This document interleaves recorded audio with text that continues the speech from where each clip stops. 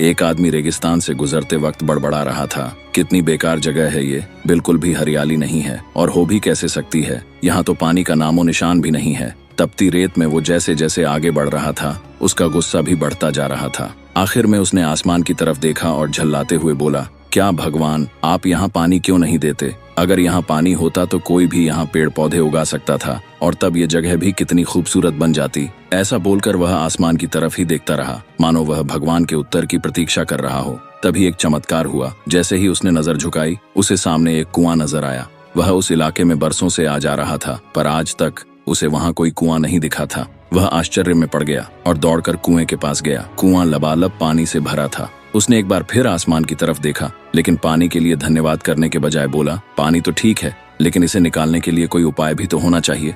जैसे ही उसने ये कहा, उसकी नजर कुएं के बगल में पड़ी रस्सी और बाल्टी पर गई। एक बार फिर उसे अपनी आंखों पर यकीन नहीं हुआ। वह कुछ घबराहट के साथ आसमान की ओर देखकर बोला, लेकिन मैं ये पानी ढोऊंगा कैसे? तभी उसे महसूस हुआ कि कोई उसे पीछे से छू रहा है। पलट कर देखा तो एक ऊंट उसके पीछे खड़ा था। अब वह आदमी एकदम घबरा गया। उसे लगा कि कहीं वो रेगिस्तान में हरियाली लाने के काम में न फंस जाए। इस बार उसने आसमान की तरफ देखे बिना तेज कदमों से आगे बढ़ना शुरू कर दिया। अभी उसने 2-4 कदम ही बढ़ाए थे कि उड़ता हुआ कागज का एक टुकड़ा उससे आकर चिपक गया। उस टुकड़े पर लिखा था, मैंने तुम्हें पानी दिया, बाल्टी और रस्सी दी, पानी ढोने का साधन भी दिया। अब तुम्हारे पास वो हर एक चीज है जो तुम्हें रेगिस्तान को हरा भरा बनाने के लिए चाहिए। अब सब कुछ तुम्हारे हाथ में है। आदमी एक क्षण के लिए ठहरा, लेकिन अगले ही पल उसने कागज को झाड़ा और आगे बढ़ गया। और इस तरह वह रेगिस्तान कभी भी हरा भरा नहीं बन पाया।